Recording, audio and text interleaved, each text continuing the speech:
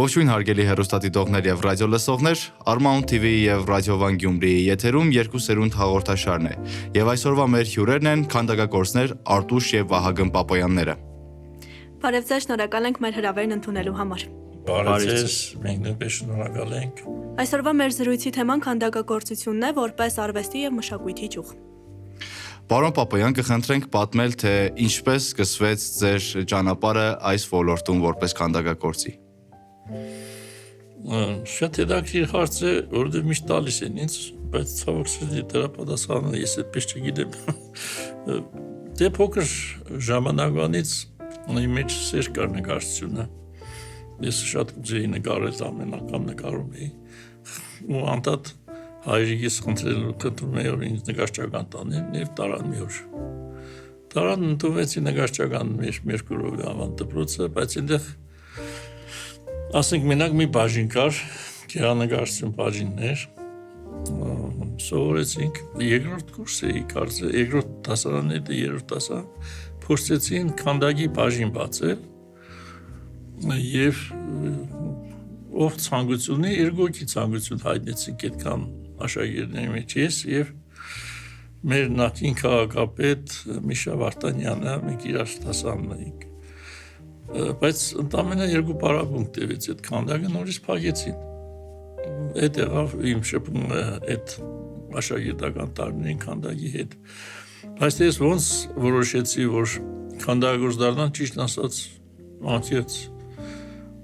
ձևականությունների զուր չեմ հիշում։ Երևի ճանապարհը ինձ այդ կողմը հուշեց, որովհետև իմ մոտ գունային զգացողությունը ինչ էր, ոնց որ շատ պատանիների մոտ,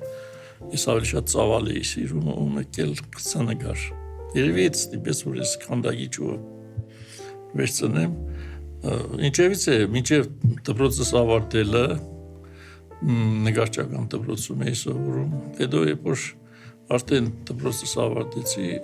շատ էի ուզում տելևիզիան ընդունվեի, բայց դե մեր ծնողները գիտեք չէ, ոնց են ամուր պահում իրենց երեխաներին եւ այն Կիկորի նման մեր ամբողջ զավակի չենք ուզում այդ քաղաքում կորցնել, չուղարկեցին տելևիզիան։ Այստեղ ուսումնարան կար։ Թիվ 10-րդ գեղարվեստատեխնիկական ուսումնարանը։ Ընդեր ընդունվեցի ոսկորի փորագրման բաժինը։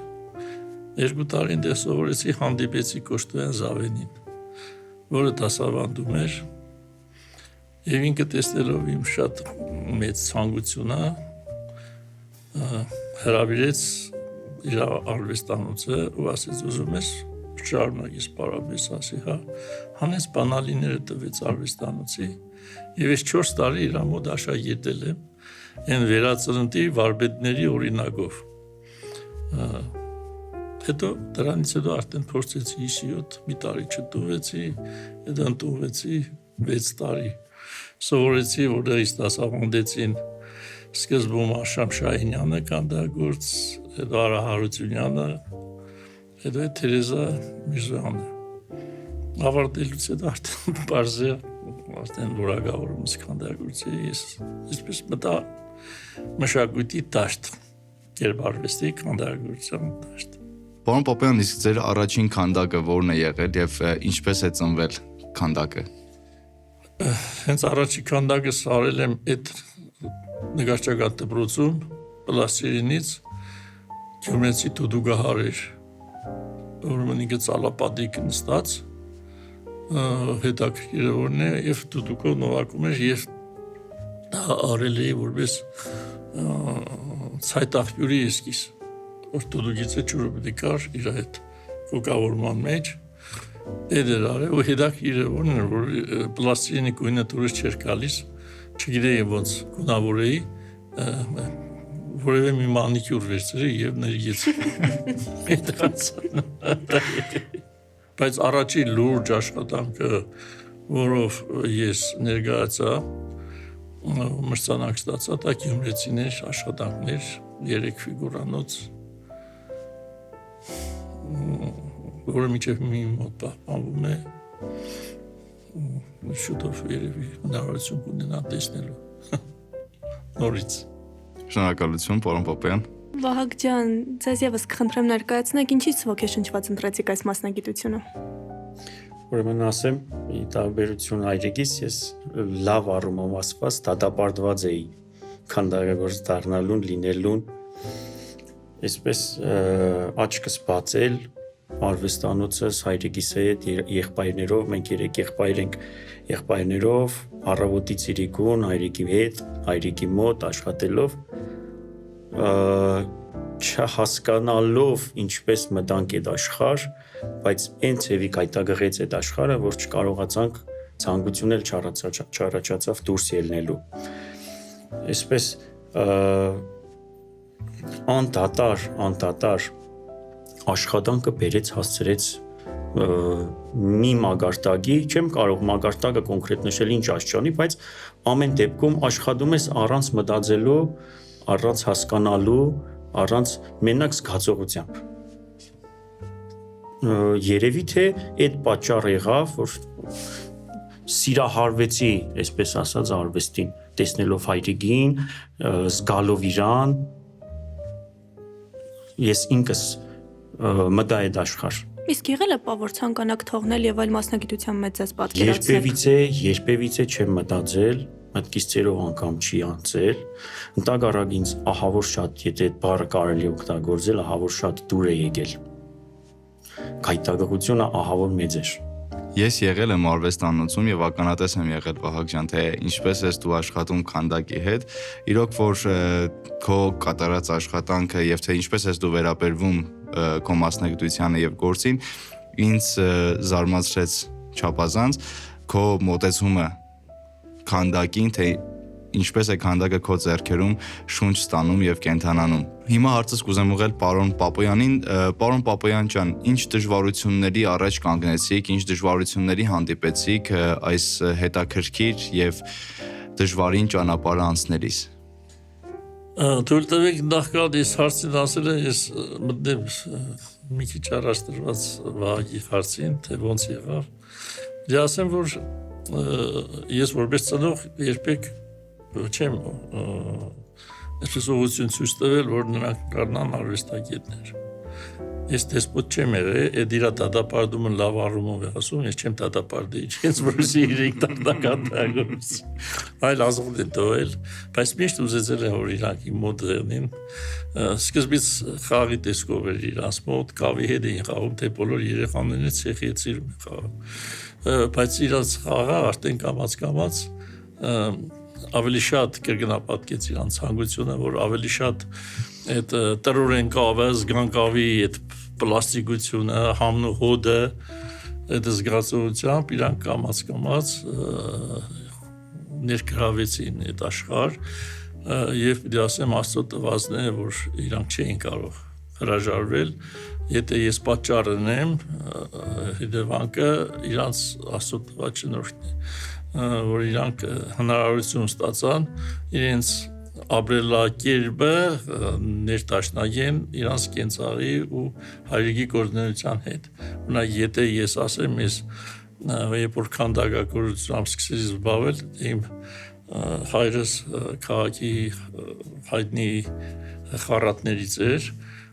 որպես արհեստավոր, պապիկս նույնպես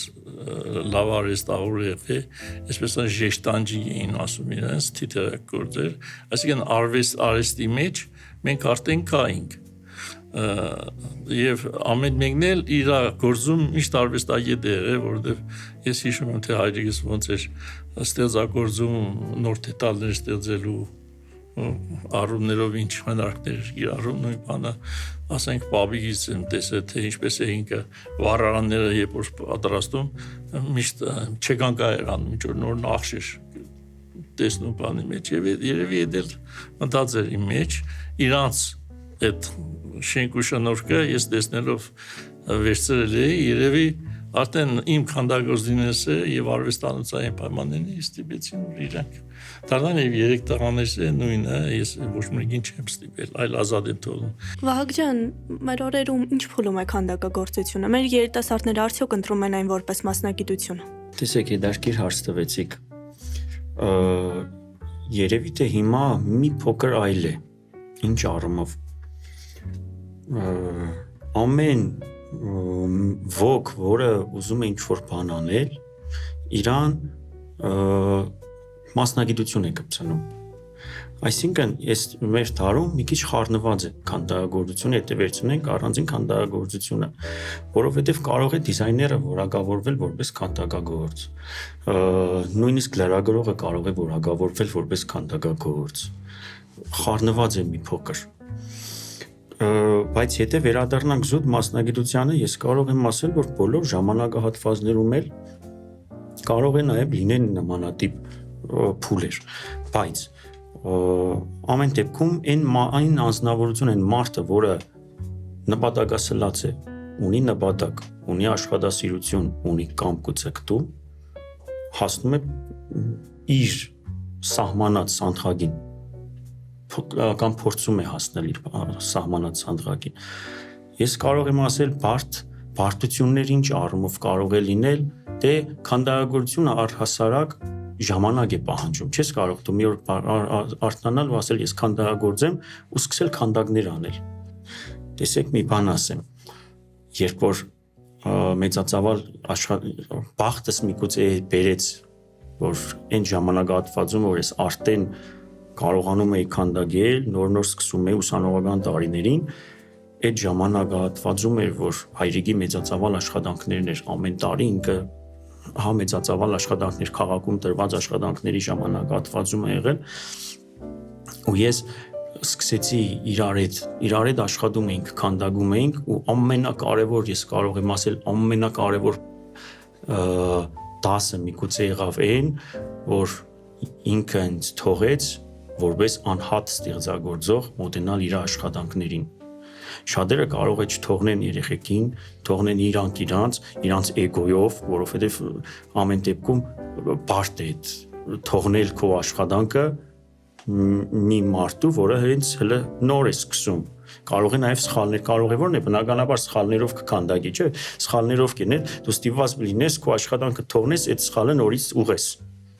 Բայց այն, որ ինքը ասեց ոչինչ, արա ու այնպես, որ եթե մի ինչ որ դետալ քեզ դուր չի գալիս, որպես ստեղծագործող կարող ես փոխել։ Այսինքն իմ մեջ ներդրեց ինքնավստահություն, որ ես կարողանայի այն ֆորման, որը դե պատկերացրեք ինքն է արել ֆորման, բայց ամեն դեպքում ինքը թողեց ազատ ինձ։ Ու ես այդ շատ մեծ ոգևորությամբ ընդունեցի ու արեցի։ Շնորհակալություն։ Պարոն Պապոյան, մեկ հարց եւս։ Ըստ ժամանակի թռիչքը ունեցել է իր ազդեցությունը մշակույթի, արվեստի եւ կոնկրետ քանդակագործության ոլորտում եւ ինչ ազդեցություն է այն թողել։ Շատ հետաքրքիր ձևակերպի ժամանակի թռիչքը ես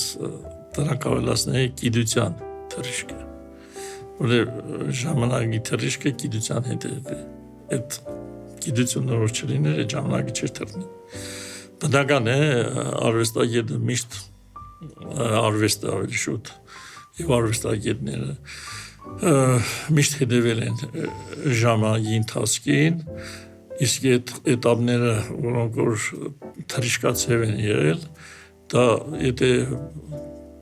հետադարձ հայացքից արվեստի պատմությանը եւ դու կնկատես թե ուվերլուծելով կտեսնես թե ինչպես է ժամանակները փոփոխվել եւ որ ժամանակահատվածում միշկան տևողություն է տևել։ Տեսեք անտիկ շրջանում հազարամյակներ է տևել անտիկ շրջանի քանդակագործությունը։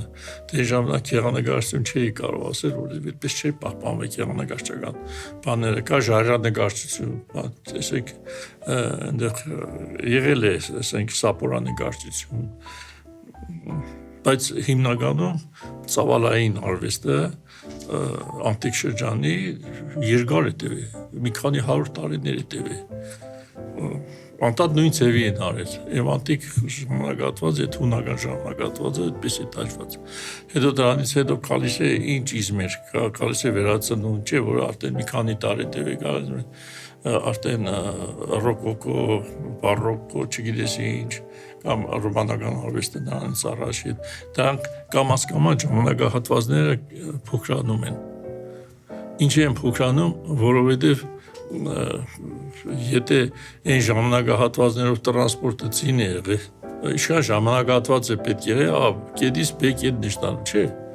Երկար է տևի։ Դրա համար այդ ժամանակահատվածները միշտ երկար են տևի։ Հետո տեխնիկական հագեցվածությունների ժամանակ այդ ժամանակահատվածի հարմար է եղել, ասենք, մուրճ եւ հադիիչ, բայց չկար պերֆորատոր կամ չգիտես ինչ, որ արական է։ Հետո գալիս է այս ժամանակը, իշքան գալիս է մեր ժամանակահատվածներում եւ գիտությունը առաջընթաց է ապրում, արվեստը սկսում է այդ ծեր թրիշկացիվ ժամանակահատվածները ունենալ։ Վահագ ջան, խնդրեմ ասեք, ինչպես են ստեղծվել ձեր առաջին քանդակները։ Ինչ զգացողություններ կամ հաճելի հիշողություններ ունեք այդ ամենի հետ կապված։ Առաջի քանդակներից ուրեմն ասեմ փոքր էինք, երևի 4-5 տարեկան էինք, երբ էլի հայրիկի արվեստանոցում գործ էինք անում, մի փուլ էր հասնում, որ ցուլման աշխատանքներն էինք կատարում, էլի։ Ասեմ մենք երևի թե թույլ տվեք անհամեստորեն ասել, երևի թե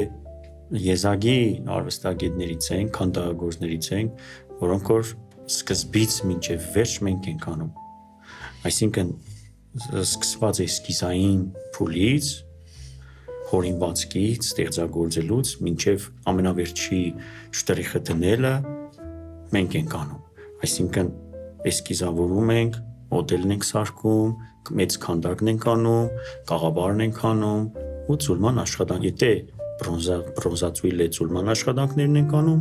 եթե արդեն ուրիշ նյութ է, փայտ է, քար է, արդեն տանում ենք դեպի այդ։ Այսինքն սկզբից մինչև վերջ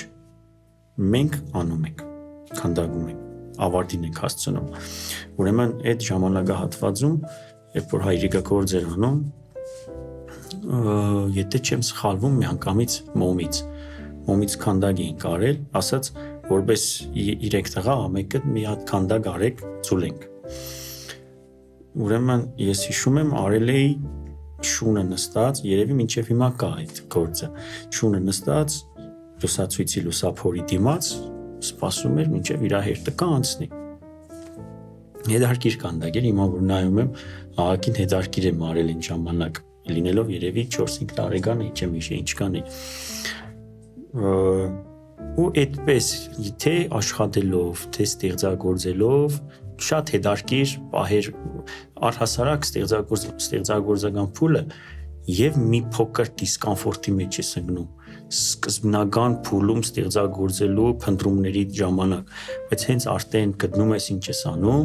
արդեն մնացածը դու ամբողջովին այդ ասած ռելաքս վիճակի մեջ ես, էլ թուլանում ես ու սկսում ես հաճույք ստանալ դրանից։ Իսկ ինչ վախեր եք ունեցել կամ գուցե հիմա էլ ունեք մասնագիտության հետ կապված։ Գիտեք, ինձ թվում է վախեր չեմ ունեցել, չեմ էլ մտածել նույնիսկ այդ դրա մասին։ Այսպես ասեմ, ինչքանով էլ որ կարող է դժվարությունների առաջ կանգնես տեխնիկապես ինչ որ բան անելու համար, բայց տեսեք ինչն է հետարքիր իմ մեջ, նու այսպես ասեմ, երբ որ անում ես դու սկզբից մինչև վերջ, չէ, նու մենակ դու չէ, այսպես ասեմ, այդ ամբողջ ինդուստրիայի մասերից մեկն ենք մենք։ Տեսեք, ստեղծագործում ես, ազատ ստեղծագործում ես, ստեղծում ես քանդակ, այդ մեծացնում ես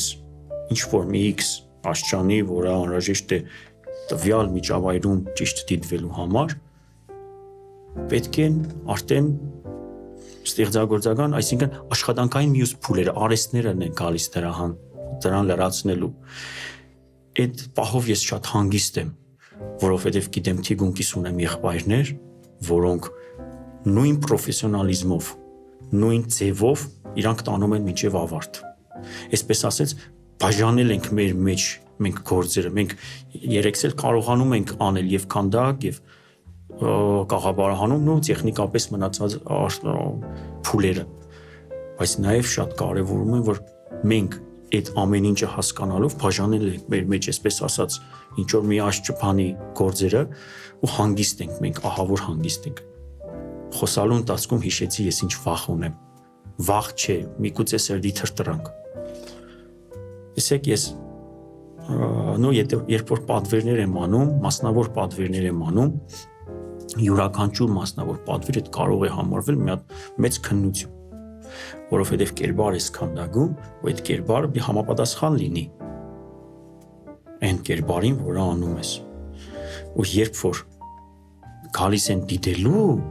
այդ տվյալ պատվիրատուն է, հարազատներ, ինչ որ մարդիկ, չէ, գալիս են դիտելու։ Այդ դու քննություն ես հանձնում իրանց, այսպես ասեմ, պատկերավոր։ Բայց երբևիցե ես որևիցե մի պատվիրատուի գալուց ես բան չեմ զգացել իմ մեջը, սրտի թրթիռ չեմ զգացել։ Միշտ հանգիստ եմ եղել, որովհետև նախ լավ իմանալով որ ստիրապետում եմ իմ մասնագիտությանը, եւ հետո ես չեմ անհանգստացել։ Իմ միակ անհանգիստ պահը թրթիռը եղել է այն, որ երբ որ ես հայրիկին ասել եմ, ինքը տեսեք չի գալիս նայում ընթացքը։ Ինքը վերևից է, վերջում է իջնում։ Վերջում մինչև ես չգնամ, չխնդրեմ, 3 անգամ չխնդրեմ, որ ինքը իջնի, ինքը չի գալու նայելու գործը։ Ինչու համար, որովհետև երբ որ կիսատ ժամանակ, այսպես ասեմ, գալիս է նայում է, ինչ որ բան ասում է, ուզում եմ ասել, դու ասում ես, հələ կիսատ է։ Այսինքն արտարացումներ միշտ կգտնես դու։ Եթե դու վերջը արդեն վերջնական փուլ ես, էլ բան չունես ասելու, ես նոր կգամ իմ, այսպես ասած, հեղինակավոր խոսքը կասեմ քեզ։ Ու իր ամեն աստիճանից ոտքը դնելու ու շնչառությունը ավելի մոտենալու հետ միաժամանակ իմ սիրտը սկսում է ավելի արագ աշխատել։ Ամենամեծ, այդ չասեմ վախ, չգիտեմ ինչ զգացողություն է, բայց այն որ մինչև իրապան դու չի գալիս ինչ որ բան ասում, այդ նորմալ է, շատ լավ է։ Բայց այդ պահը մինչև վերևից իջնում է ներքև, ես կեսե չէ 0.25% մարդ եմ դառնում։ Եվ իհարկե որպես մեր հաղորդման ամփոփում հաջորդ հարցս ուզում եմ ուղղել եւ ձեզ պարոն Պապոյան եւ քեզ Վահագ ջան, որպես քանդակագործության ոլորտում երկու սերնդերի ներկայացուցիչներ, ձեր խոսքը եւ խորհուրդը մեր նոր սերունդներին։ Ես իհարկե դա լայն մասշտաբով եթե ասեմ մենակ դե ասեմ որ լավ լինեք, առողջ լինեք, խաղաղության մեջ ապրեք, բարգավաճեք ամեն մեկը ձեր ոլորտում, այն իմ ասածը մենակ չի վերաբերվում մշակույթի ոլորտին, որպես անհատականություն, որ դու դի թե գիտության մեջ քեզ դրսևորես, թե արվեստում, թե ինժեներական գործունեության մեջ, թե բժշկության, բոլոր ոլորտները իր բարձրություններն ու այդ նույն բանը ունեն, հարցադրումներն ունեն, իսկ ինչ կվերաբերվի արվեստագետներին, պիտի ասեմ, որ արվեստը երբեք ժամանակի տվյալ ժամանակահատվածի տնտեսական եւ քաղաքական իրավիճակից կախված չէ։ Նա միշտ զարգանում է, որ նա անհատական է եւ անհատները ունեն իրենց երեմ ասում Աստծո տված շնորհքը։ Աստված որ մարդուն ստեղծել է, իր մեջ ինչ որ շնորհք է դրել։ Մինչև այդ շնորհքը իրանից չքամի, մարմինը որպես ֆուտլյար դեն չի նետի։ Այն որ զգացողությունը, այսինքն մեջը արվեստը կա, օրերից մի օր ինքը իրան դրսևորելու է։ Այդ լինի սկզբի փուլում, միջին թե վերջում։ Էական չէ որ տարիքում է այդ արվեստը մեջից է դուրս հորդելու, այսպես ասած, բայց ինքը անպայմանորեն դուրս է գալու։ Բայց այդտեղ օրինակ ես կտարանջադեի մարդ տեսակը եւ արվեստագետ տեսակը, մասնագետ տեսակը որպես։ Տեսեք շատ ժամանակ երբ որ բանավեճի առիթ է դառնում, ասում են մարդ 2-3 ինստիտուտ է ավարտել, դիպլոմ ունի, բայց ասենք գործ չի կարողանում գտնել իրան կամ վատ բան ասեմ, փառքովշիգություն է անում։ Այդ ես ընդունում եմ այսպես, այլ հարց է թե դու ինչ մասնագետ ես եւ այլ հարց է թե դու ինչ մարդ ես։ Մարդ առումով նախ եւ առաջ պետք է կարողանաս ինտեգրվել մարդկության մեջ, հասարակության մեջ, շփվելու եղանակով։ Դու պետք է կարողանաս դրսևորել քեզ առաջի հերթին, որովհետեւ կարողանաս քո ստեղծագործությունը դարձնես նյութ ու մատուցես ժողովրդին, որով եւ դու վաստակես քո այսինքն հանապազորյա հաց։ Երբ որ դու մենակ ասում ես, նկարում ես, ստեղծագործում ես, քանդակում ես, բայց որպես մարդ դու այդ չես կարող իրացնել, որպես նյութ դարձնելու վաճառել, այսպես ասած, պատկերավոր ասած, թե դու չես կարող ժամանակի բանը անցնել, հաղթահարել։ Շնորհակալ ենք ձեզ ձեր ներկայության, խորհուրդների եւ իհարկե հաճելի քննարկման համար։ Մենք նույնպես շնորհակալ ենք հրավերքի համար։ Սիրելի հեռուստադիտողներ եւ ռադիոլսողներ, Armount TV եւ Ռադիո Վան Գյումրիի եթերում երկու սերունդ հաղորդաշարներ։ Եվ այսօրվա մեր հյուրերն էին Գյումրիի քանդակագործներ Արտուշ եւ Վահագն Պապոյանները։